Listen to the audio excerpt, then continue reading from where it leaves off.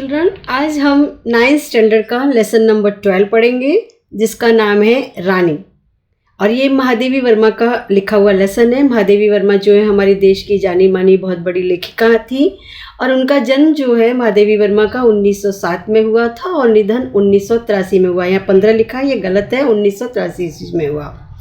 हिंदी साहित्य में महादेवी वर्मा अर्थात मैं नीर भरी दुख की बदरी और तुमको नींव में ढूंढा, तुम में ढूंढी पीड़ा कहने वाली सहृदय, भावुक, अत्यंत संवेदनशील और समग्र नीव सृष्टि पर अनुकंपा वर्षणीय करने वाली छायावादी युग की अप्रीतम रचनाकार है। उन्होंने जो है बहुत सारी रचनाएं लिखी हैं, कविताएं लिखी हैं और ज़्यादातर उन्होंने पशु पक्षियों से संबंधित पाठ लिखे हैं। वो उन्हें पशु पक्षी पालने का बहुत शौक था, उनको वो अपने घर पे रखा करती थी और उनसे रिलेटेड बहुत सारी स्टोरियाँ आपको पढ़ने के लिए मिल जाती हैं।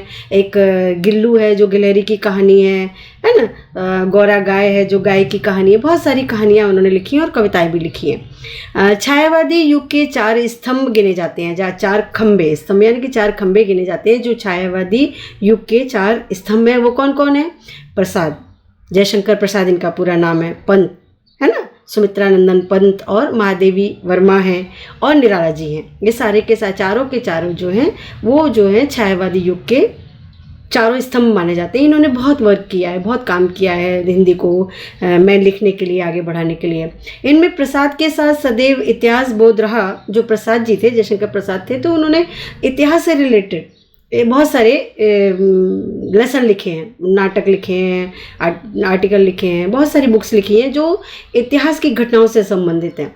तो पंत हैं, उन्होंने प्रकृति के कोमल कांत पदावली के रचनाकार हैं। उन्होंने प्रकृति से संबंधित सरसों के बारे में, गेहूं के बारे में, खेतों के बारे में, ऐसे बहुत सारी रचनाएं लिखी हैं, रूप में पहचाने जाते हैं। निराला जो हैं वो अपनी ओजस्विता और रौद्रता, अपने एकदम गुस्से के लिए और अपने एक मतलब एकदम से ओजस्वी चेहरा है जिसका, बहुत तेज है, बहुत एक्साइटमेंट वाला है के लिए तो महादेवी जो है उसके लिए जाने जाते हैं निराला जी। तो जो महादेवी हैं वो धीर, शांत, एकदम गंभीर और दर्द तकलीफ़ की दास्तान सुनाने वाली कवित्री के रूप में पहचानी जाती हैं। दर्द से भरी, दुख से भरी हुई इनकी कहानियाँ मिलेंगी और आपको पोयम मिलेंगी पढ़ने के लिए। जो महादेवी वर्मा है उनका जन्म जो है फर्रुखाबाद में उत्तर प्रदेश में जन्मी है। महादेवी और सही अर्थ में एक विदुषी हैं और प्रगल्भा नारी के रूप में समग्र जीवन जी गई। बहुत ही ज़्यादा विद्वान नारी थी वो, बहुत ज़्यादा प्रखर थी, बहुत होशियार थी। मुख्यतः महादेवी कवित्री ही रही, किंतु स्मृति की रेखाएं जैसी रचना के द्वारा उत्तम गद्यकार, रेखा चित्रकार के रूप में भी अपनी पहचान बनाने में सफल रही। उन्होंने बहुत सारी पोयम तो लिखी लेकिन उन्होंने बहुत सारे गद्य लेखन भी किया। प्रयाग महिला विद्यापीठ के प्राचार्य, प्रयाग महिला विद्यापीठ है इलाहाबाद में, वहाँ की वो प्राचार्य रहीं, प्रिंसिपल रहीं और कुलगुरु के पद पर रहकर शिक्षा के क्षेत्र में अपने अनुपम योगदान दिया है। उन्होंने अपना योगदान समाज को दिया है। निहार, रश्मि, नीरजा, सांदिगीत, दीपशिखा, अतीत के चलचित्र और स्मृति के रेखाएं आदि आपकी बहुचर्चित एवं लोकप्रिय रचनाएं, बहुत फेमस ये सारी के सारी बुक्स हैं उनकी, बहुत सारी रचनाएं हैं इसमें। यहाँ जो हम लेसन पढ़ रहे हैं उसका नाम रानी है। रानी कौन है? रानी नामक एक घोड़ी है, घोड़ी का नाम रानी है। उनके 2 साथी हैं, घोड़ी के 2 साथी भी हैं और जिसका एक है निक्की और रोजी के साथ आई है, सम्मिलित है। इसका बड़ा मार्मिक और भावुकतापूर्ण शैली में चित्र अंकित किया है। ऐसा लगता है कि यह नेवला, ये कुत्ती और ये घोड़ी हमारे सामने ही है। मतलब इस तरह से उन्होंने जो स्टोरी है उस तरह से हमारे सामने प्रेजेंट किया है कि ऐसा लगेगा कि ये सारे के सारे, रोजी जो है वो भी हमारे सामने, रोजी एक कुतिया का नाम है और जो निक्की है वो एक नेवला है और रानी जो है वो एक घोड़ी है। और तीनों के तीनों कैरेक्टर ऐसे जीवंत हमारे सामने पेश किए हैं, ऐसा लगे जैसे हम उसको सदृश्य अपने सामने देख रहे हैं। और पशु, पक्षी और निर्दोष भोले ऐसे प्राणियों के प्रति महादेवी जी का स्नेह और प्रेम छलकता नजर आता है कि वो कितना प्यार इन सभी से किया करती थी। ये सब इसमें देखने को मिलता है हमें, इनकी जो रचनाएं हैं उसमें। तो हम अपनी कहानी स्टार्ट करते हैं। महादेवी वर्मा ने जो है ये अपने बहन भाइयों के साथ, अपने घर में पल रहे पशु पक्षियों के साथ जो घटनाएं घटी उसके बारे में ये स्टोरी लिखी है कि उनके घर पे घोड़ी आती है और किस तरह का एक्सपीरियंस उनको होता है। अपनी बचपन की घटना को यहाँ पे जीवंत रूप में हमारे सामने प्रस्तुत किया है। रियासत होने के कारण इंदौर में शानदार घोड़ों और सवारों का आधिक्य था। मतलब बहुत सारे घोड़े देखने के लिए मिल जाते थे, घुड़सवार घूम रहे होते थे घोड़ों पे बैठ बैठ के इंदौर में। इसके अतिरिक्त हम अंग्रेज़ों के बच्चों को और छोटे टट्टुओं पर या सफ़ेद गधों पर, जिसकी जाति के संबंध में रामा जो उनके घर का नौकर है, वो उन छोटे छोटे सफ़ेद टट्टुओं के बारे में बताता है कि ये क्या है, ने हमारा ज्ञान वर्धन किया था, हमारे ज्ञान को बढ़ाया था। पर घूमते देखते थे छोटे छोटे जो अंग्रेज़ों के बच्चे हैं, वो छोटे छोटे टट्टुओं पर जो सफ़ेद गधे होते थे उन पर घूम रहे होते थे बैठ के।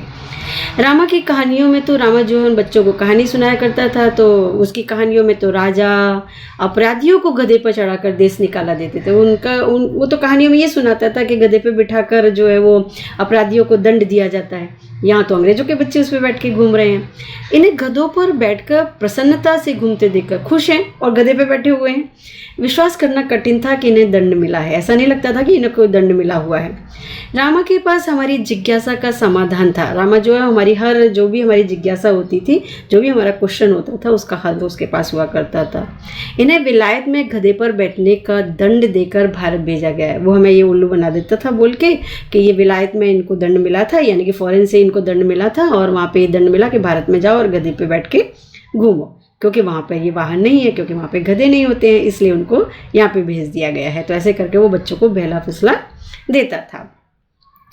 एक दिन हम तीनों ने, 3 बहन भाई हैं ये, तो हम तीनों ने बाबूजी से, जो अपने पिताजी हैं उनके महादेवी वर्मा के, उनको मौखिक स्मृति पर मेमोरेंडम दिया। एक लेटर लिख के देते हैं कि हमारे पास छोटा घोड़ा न रहना अन्याय की बात है। तो क्या उन्होंने मेमोरेंडम दिया?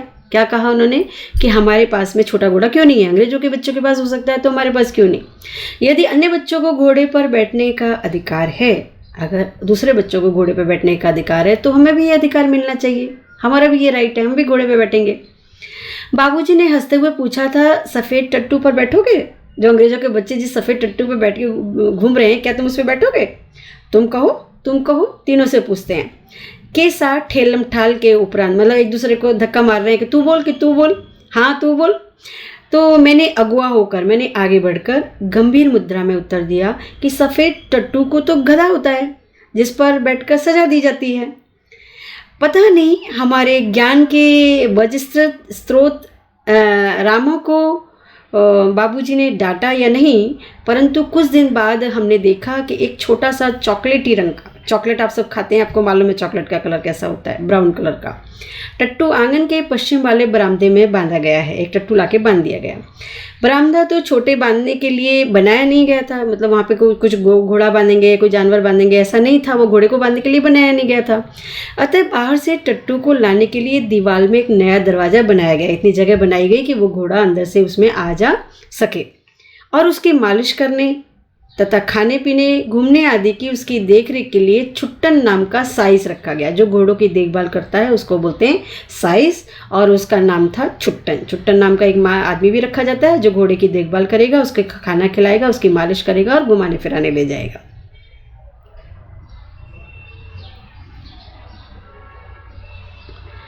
अब तो हम उस छोटे टट्टू से बहुत प्रभावित और आतंकित हुए, बहुत डरे।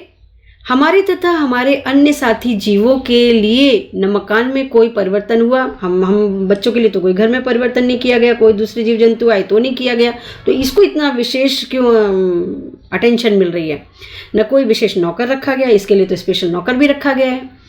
रामा को तो नौकर कहा नहीं जा सकता था, क्योंकि वह तो डांटने फटकारने के अतिरिक्त हमारे कान भी खींचता था। जैसे घर के बड़े लोग कान खींच देते हैं बच्चों के, इस तरह से वो करता था। तो वो तो घर का ही एक मेंबर था, और हमारी खिड़की तक दरवाजे में परिवर्तित नहीं हो सकी, जिससे हम रोजी और निक्की के साथ कूदने के कष्ट से मुक्त हो सकते।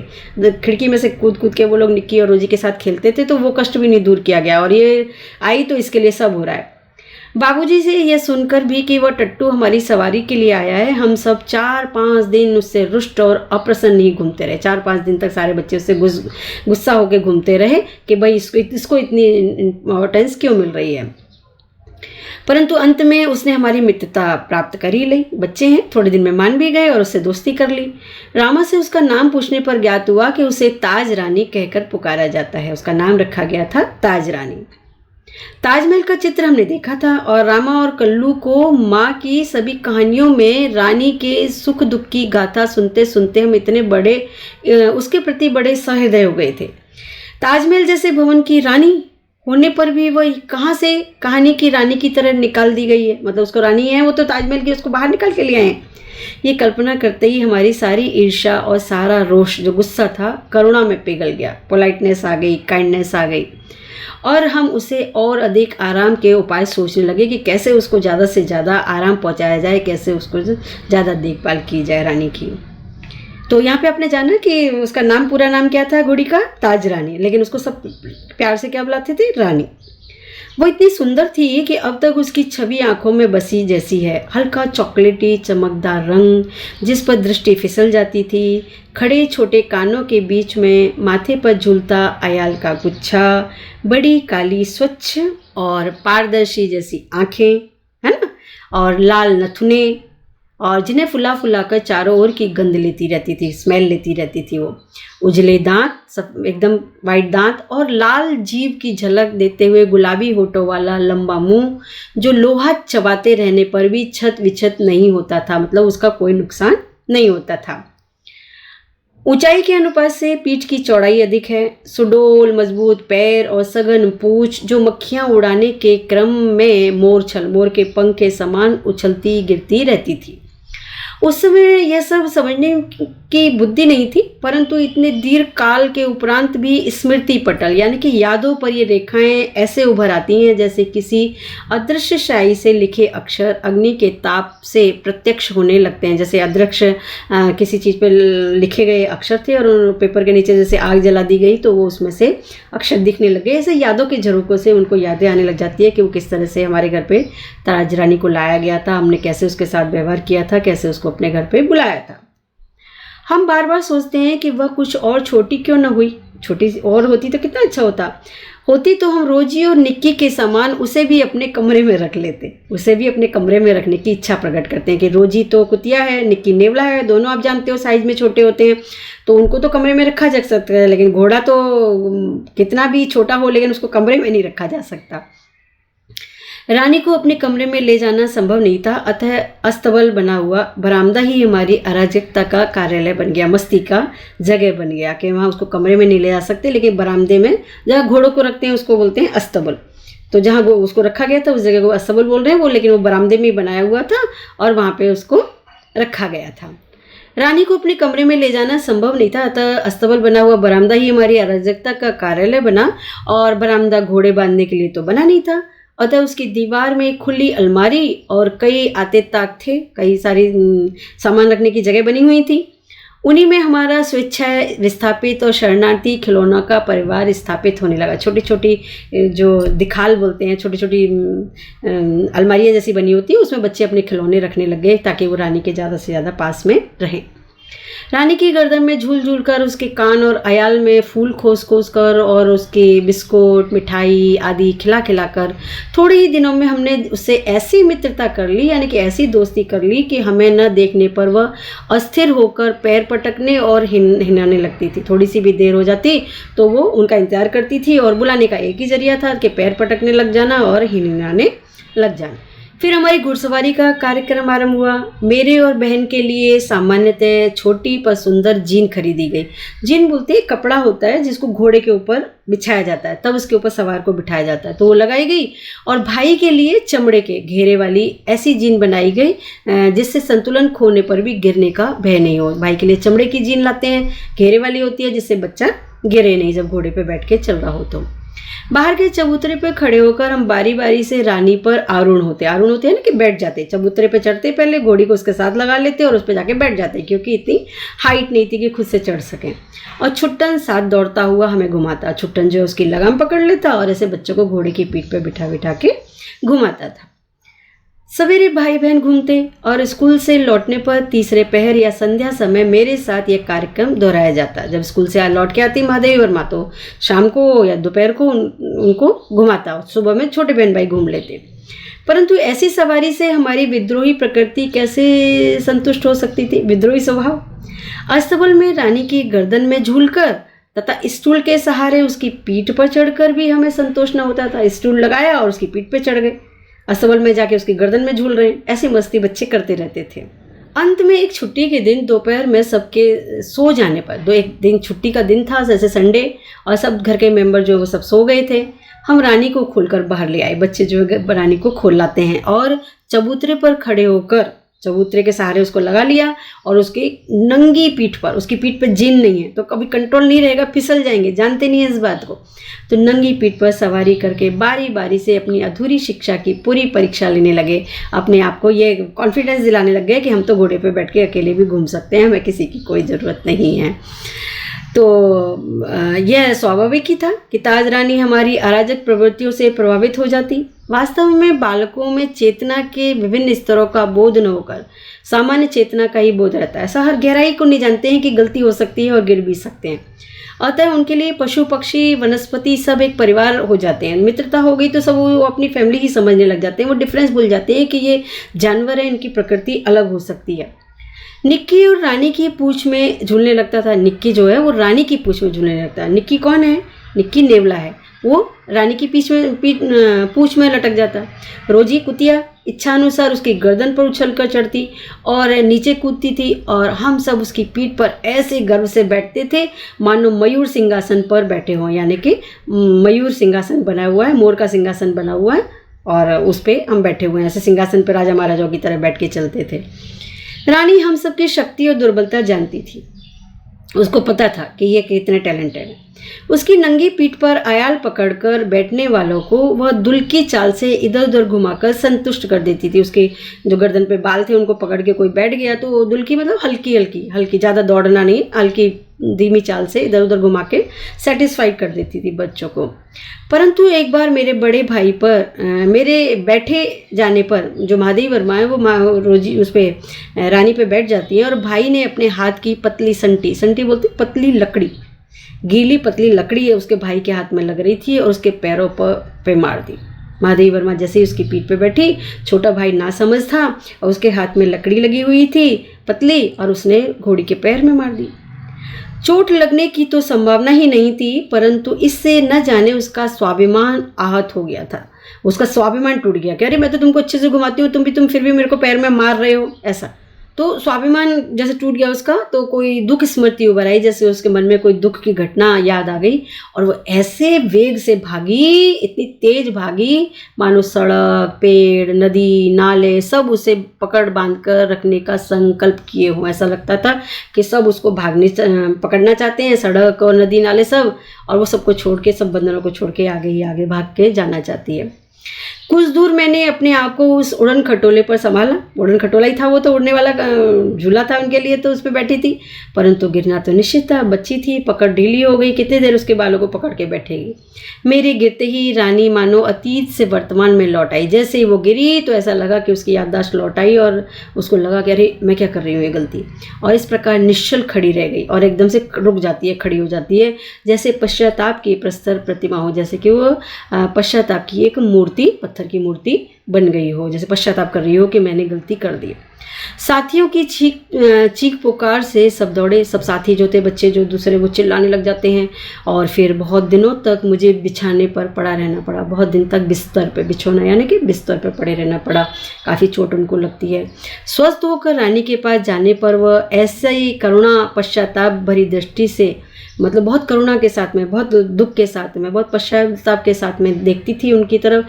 दृष्टि से मुझे देखकर हिनहिनाने लगी कि मेरे आंसू आ गए। ऐसा लगा कि भाई ये मूक जानवर मेरे लिए कितना दुख कर रहा है। तो महादेवी वर्मा की आंखों में भी आंसू आ जाते हैं। तो ये एक किस्सा आपने सुना कि किस तरह की घटना उनके जीवन में घटी। अब यहाँ एक हम दूसरी घटना की बात कर रही हैं महादेवी वर्मा। वो ये है कि एक बार भाई के जन्म, जो उनका छोटा भाई है उसका बर्थडे है, तो एक बार भाई के जन्मदिन पर नानी ने उसके लिए सोने के कड़े भेजे थे। महादेवी वर्मा का छोटे भाई का बर्थडे है और उस पर नानी उनकी जो है सोने के कड़े भिजवाती है। सामान्यतः हम कोई भी नया कपड़ा या आभूषण या गहना पहनकर रानी को दिखाने अवश्य जाते थे। बच्चे थे, दोस्त समझते थे उसको अपना। कोई नया कपड़ा पहना, कोई आभूषण यानी कि गहना पहना, ज्वेलरी पहनी, तो उसको पहन के रानी को दिखा के आते थे। सुंदर छोटे छोटे शेर के मुंह वाले कड़े पहनकर भाई भी रानी को दिखाने गया और न जाने किन प्रेरणा से वह दोनों कड़े उतार कर, वो क्या खेलते खेलते उसके दिमाग में क्या सूझी कौन जाने, उसने दोनों कड़े उतारे और रानी के खड़े सतर कानों में वलय की तरह पहना आया। वो उसके जो कानों में पहना दिए, जो कान थे उसके, तो ऐसे लगने लग गए जैसे कि जो रिंग डाल दिए गए हैं कानों में, दोनों में। फिर हम सब खेल में कड़ों की बात भूल गए कि कड़े कहाँ हैं और कान में डाले हुए हैं। खेलने लग गए। तो संध्या समय भाई के कड़े रहित हाथ देखकर, जब बिना कड़े के भाई के हाथ देखे माँ ने देखकर, जब माँ ने पूछताछ की तब खोज आरंभ हुई, पर कहीं भी कड़ों का पता नहीं चला। कहीं से भी पता नहीं चलता है कि कड़े कहाँ गए। रानी अपने कान को खुरों से खोदती और हिननाती रही। जमीन जो मिट्टी थी उसके पैरों के नीचे जहाँ वो खड़ी रहती थी, वहाँ वो जमीन को खोद रही थी और हिनना रही थी। अंत में बाबूजी का ध्यान उसकी ओर गया। अंत में सब जगह ढूंढने के बाद हार जाते ध्यान जाता है कि घोड़ी ऐसा क्यों कर रही है, और उन्होंने मिट्टी हटाने का आदेश दिया। जहाँ वो बार बार पैर मार रही थी, मिट्टी खुरद रही थी, वहाँ पे से वो मिट्टी हटाने का आदेश देते हैं पिताजी। किसी ने कुछ गहरा गड्ढा खोदकर दोनों कड़े गाड़ दिए थे। वहाँ घोड़े के पैर के नीचे ही गड्ढा खोद के किसी ने वो सोने के कड़े उतार के उसमें दबा दिए थे। दंड तो किसी को नहीं मिला क्योंकि पता ही नहीं चला किसने ये काम किया है, परंतु रानी सारे घर के हृदय में स्थान पा गई। लेकिन सबके हृदय में, सबके दिल में जो रानी ने एक जगह प्राप्त कर ली। सबको लगा कि रानी कितनी अच्छी है, देखो हमको बता दिया कि कड़े कहाँ पे हैं। तो हमने दो घटनाएं पढ़ी, एक भाई वाले की संटी मार दी थी, दूसरे में पढ़ा किस तरह से कड़े। अब उनका थर्ड एक्सपीरियंस। एक घटना अपने विचित्रता में स्मरणीय है, उनकी यादों में बड़ी अजीब सी घटना है बचपन की। वो बोलती है कि एक दिन सुबह सुबह अचानक उठने पर हमने रानी के पास एक छोटे से घोड़े के बच्चे को देखा। एक छोटा सा बच्चा जो है वो रानी के पास बैठा है। ये कहाँ था? यह कहकर हमने रामा को इतना थका दिया कि उसने निरुपाय घोषणा की कि यह नया जीव रानी के पेट में दाना चारा खाकर सो रहा था। वो बच्चों को समझाने के लिए बोलता है कि बच्चे बोलते हैं कहाँ से आया, क्यों आया, कब आया, कैसे आया, सब क्वेश्चन पूछते हैं बहुत सारे। तो वो फिर रामा हार जाता है और बोल देता है कि ये छोटा जीव जो रानी के पेट में सो रहा था और उसका दाना चारा खा रहा था। भाई ने उत्साह से पूछा, और भी हैं इसके पेट में, और भी बच्चे हैं क्या? और रामा ने स्वीकृति में सिर हिलाया। उसने बोल दिया हाँ बोल दिया। अब तो हम विस्मित भी हुए और क्रोधित भी, मतलब हम आश्चर्यचकित भी हुए और गुस्सा भी हुए। ये छोटे जीव, ये छोटे छोटे बच्चे कोई काम धाम नहीं करते और हमको पीठ पर बैठाकर दौड़ने वाली रानी का दाना चारा स्वयं खाकर उसके पेट में लेटे रहते हैं। कितने खराब है, कुछ काम तो करते नहीं है। और हमारी रानी जो हमारे लिए इतनी मेहनत करती है, हमें घुमाती फिराती है, उसकी पीठ में ये लोग बैठे हुए हैं छुप के अंदर से। भाई ने कहा कि रानी का पेट चीरकर हम कम से कम एक और बच्चा घोड़ा निकाल लें। हम लोग इसका पेट चीरते हैं रानी का और इसके अंदर से एक और बच्चा निकालेंगे। वो बच्चा भी अंदर बैठा है। तब बच्चे घोड़ों पर वे छोटे बहन भाई बैठेंगे, जो छोटे छोटे घोड़े आ जाएंगे इसके पेट में से, फिर छोटे बहन भाई उस पर बैठेंगे, बड़े वाले पे हम लोग, और रानी मेरी सेवा में रहेगी। मतलब महादेवी वर्मा बोलती है कि ये मेरी सेवा करेगी क्योंकि मैं बड़ी हूँ। प्रस्ताव मुझे भी उचित जान पड़ा, पर जब एक दोपहर को वह कहीं से शाक मतलब सब्जी काटने का चाकू ले आया। भाई जो है क्या ले आता है? एक सब्जी काटने का चाकू। तब मेरे साहस ने जवाब दे दिया, तब मैं डर गई। एक और भी समस्या की और हमारा ध्यान गया। एक और समस्या हमारे सामने आई कि आखिर हम रानी का पेट सिएंगे कैसे? चाकू से फाड़ तो देंगे, लेकिन सिलाई कैसे करेंगे? माँ की महीन सी सुई तो सीना संभव नहीं था। मम्मी के पास में जो कपड़े सिलने की छोटी सुई है उससे तो इसका पेट सिला नहीं जा सकता है। और टाट सीने का बड़ा सूजा, जो गुनी सिलने की बड़ी सुई होती है उसको बोलते हैं सूजा, वो तो रामा अपनी कोठरी में रखता था। जहाँ हमारी पहुँच नहीं थी वहाँ हमारा हाथ नहीं पहुँच सकता था। और कुछ दिनों के उपरांत जब रानी का अश्व, जो उसका घोड़ा है, छोटे बच्चे को बोलते हैं, घोड़े के छोटे बच्चे को अश्व, शिशु कुछ बड़ा होकर दौड़ने लगा, तब हमें ना अपना क्रोध स्मरण रहा और ना प्रस्ताव। तब हम सब भूल गए कि इसका पेट काटना है और इसमें से और बच्चे निकालने हैं, क्योंकि हम उसके साथ खेलने में मग्न हो गए, खो जाते हैं। तो इस तरह से आपने ये लेसन पढ़ा कि किस तरह के 3 बार के उन्होंने एक्सपीरियंस आपके साथ में शेयर किए। बहुत ही अच्छी स्टोरी लगी होगी आपको। अभी यहाँ पे हम थोड़े से शब्दार्थ पढ़ लेते हैं। शब्दार्थ और टिप्पणी दी हुई है। बद्री का मतलब है बादल, अनुकंपा का मतलब है दया की और भावना प्रकट करना। रियासत मतलब राज्य, राज्य हुआ करते थे पहले। ठेलम ठाल मतलब चलना, एक दूसरे को धक्का मारते रहना। विलायत मतलब ब्रिटेन। विस्थापित यानी कि स्थान से छूटा हुआ। और अस्तबल बोलते हैं घोड़ों का आवास, जहाँ पे घोड़ों को रखा जाता है। अयाल मतलब लगाम, बागडोर। और संटी यानी कि सोटी, लकड़ी की छड़ी। बरामदा यानी कि बरंडा, जिसको है ना पैसेज बोलते हैं, आप कॉरिडोर में बोलते हैं ऐसे। यहाँ मुहावरे हैं कि आंखों में बसना, के हृदय में समाना। जवाब दे देने का मतलब है अंत हो जाना या नष्ट हो जाना, खत्म हो जाना। यहाँ आपके एक वाक्य में उत्तर है थोड़े से कि रानी कौन सी साहित्यिक विद्या है। कौन सी साहित्यिक विद्या है? रानी जो है वो रेखा चित्र। रेखा चित्र, यहाँ पे कौन सी की जगह आप लिखेंगे कि रेखा चित्र साहित्यिक विद्या है। सेकंड क्वेश्चन है लेखिका ने रानी के अलावा और कौन कौन से चरित्र लिए हैं? तो 2 चरित्र लिए हैं। एक है रोजी कुतिया और दूसरा है निक्की नेवला। रानी तो है ही है, रोजी कुतिया भी है और निक्की नेवला भी है। लड़कों ने स्मृति पत्र में किस अन्याय की बात लिखी थी? उन्होंने लिखा था कि जैसा अंग्रेज बच्चों के पास छोटा घोड़ा होता है, वैसा हमारे पास न होना यह अन्याय की बात है। ये बात उन्होंने लिख के दी थी ना स्मृति पत्र में, अपने मेमोरेंडम दिया था अपने पिता को। तो ये 3 क्वेश्चन आपके हो गए। फिर ये क्वेश्चन है यहाँ पे कि 3-4 वाक्यों में उत्तर लिखिए। उसमें है रानी के साथ मित्रता स्थापित करने के लिए कैसे प्रयास किए गए। तो रानी के साथ मित्रता स्थापित करने के लिए वो अलग अलग तरह से प्रयास करते हैं कि धीरे धीरे रानी से बच्चों की नाराज़गी दूर हो गई थी और वो इसकी गर्दन में झूलने लग गए थे और उसके कानों में और अयाल में फूल खोसने लगे थे। वे उसे बिस्कुट और मिठाइयाँ खिलाने का प्रयास करने लगे थे। इस तरह से वो उससे दोस्ती कर रहे थे। सेकंड क्वेश्चन है कि रानी की पीठ पर सवारी करने पर कौन सी दुर्घटना घटित हुई और क्यों? आपको याद होगी अभी स्टोरी, अभी भी हमने बात करी है। क्या दुर्घटना घटी थी? एक बार महादेवी रानी की नंगी पीठ पर बैठ गई थी और उनका एक छोटा भाई था और उसने क्या किया था, भाई ने अपने हाथ में पतली संटी ही रानी के पैरों पर मार दी थी और इससे रानी बहुत तेज भागने लग गई थी और महादेवी अब बहुत देर तक अपने आप को संभाल नहीं पाई थी और वो नीचे गिर गई थी। संटी लगने से जो है रानी के स्वाभिमान पर चोट लगी थी और वो भागने लगी थी। ये कारण था उसका। क्यों पूछा ना आपको क्यों? तो इसलिए क्योंकि उसके स्वाभिमान पर चोट लगी थी, इसलिए वो भागने लग जाती है। यहाँ आपके ये शब्द समूह है। ज्ञान में वृद्धि करने वाला मतलब ज्ञानवर्धक, और बच्चे सरलता से कर सकें ऐसी प्रवृत्तियाँ तो बाल सुलभ प्रवृत्तियाँ। फिर है कि घोड़े पर बैठकर की जाने वाली सवारी तो घुड़सवारी। ठीक है, तो फर्स्ट का क्या है? ज्ञानवर्धक, सेकंड है बाल सुलभ प्रवृत्तियाँ और ये घुड़सवारी। यहाँ पे आपका ये विरुद्धार्थी शब्द हैं। अपराधी का होगा निरपराधी, प्रसन्नता का अप्रसन्नता और दंड का पुरस्कार या इनाम लिख सकते हैं आप।